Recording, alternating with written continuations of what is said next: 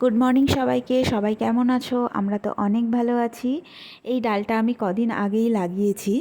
সকালবেলা কাজু উঠে পড়েছে। বাইরেটা দেখে তো আমার মনে হলো যে খুব জোর বৃষ্টি হবে, কিন্তু হলো না। সকালবেলা উঠে কি করব ভাবতে ভাবতে কাজুর সাথে কিছুক্ষণ খেলা করে নিলাম। ওর সাথে একটু টাইম কাটাতে বেশ ভালো লাগে।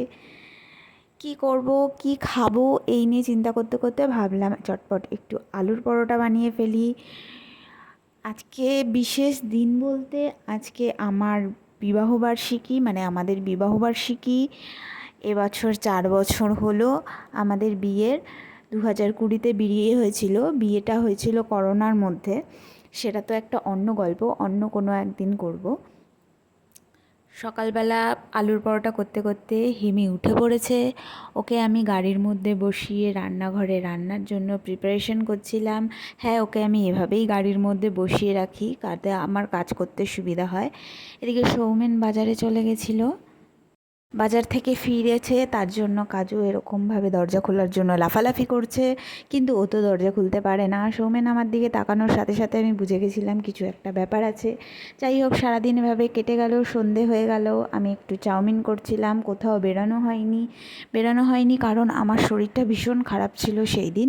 তবুও কোথাও বেরোয়নি। তার জন্য সৌমেনকে আমি সারপ্রাইজ করার জন্য আমি বাইরে থেকে একটুখানি খাবার অর্ডার করেছিলাম। মানে ও পিৎজা খেতে খুব ভালোবাসে, তার জন্য আমি পিৎজা অর্ডার করেছিলাম। এটা ছিল আমার পক্ষ থেকে ওকে একটা সারপ্রাইজ বিশেষ দিনের। ও তো দেখে ভীষণ খুশি হয়ে গেছে। প্রথমে ওকে বলিনি, ভাবছিল কি কি কি, কিন্তু ও যখন দেখলো যে ওর প্রিয় একটা খাবার এসছে, তখন তো ও ভীষণ খুশি ছিল। যাই বলো, পিৎজা কিন্তু আমারও খেতে ভীষণ ভালো লাগে। তোমরা কারা কারা পিৎজা পছন্দ করো সেটা কিন্তু আমাকে অবশ্যই জানিও। দুটো পিৎজার কিন্তু টেস্ট দারুণ ছিল, বিশেষ করে এই পিৎজাটা, এটা একদম ফাটাফাটি। আমি জিজ্ঞাসা করলাম, বলো তোমার সারপ্রাইজ কেমন লেগেছে? ও আমাকে বলল, দাঁড়াও আগে আমি খেয়ে নিই, তারপরে আমি তোমাকে জানাচ্ছি কেমন। এদিকে তো আমার ভীষণ খিদে পেয়ে গেছিলো। আমি ওকে বলছিলাম যে তুমি তাড়াতাড়ি খাও, কারণ এরপরে আমিও খাবো। আমি আর দেখে লোভ সামলাতে পারছিলাম না। ও তারপরে খেয়ে বলল যে হ্যাঁ, এটা ফাটাফাটি, অসাধারণ খেতে। এদিকে আমিও খেয়ে নিলাম। তারপরে রাত্রেবেলায় ও আমাকে এই সারপ্রাইজ গিফটটা দিল। বাজার থেকে ফিরে আসার সময় ও আমার জন্য এই শাড়িটা কিনে এনেছিল।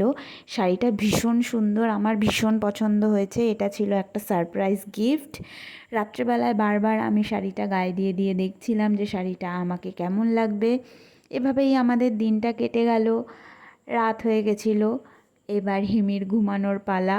ওকে ঘুম পাড়িয়ে আমাদের দিনটা শেষ করলাম। আর এখানেই আমার ব্লগটা শেষ। ওকে, টাটা।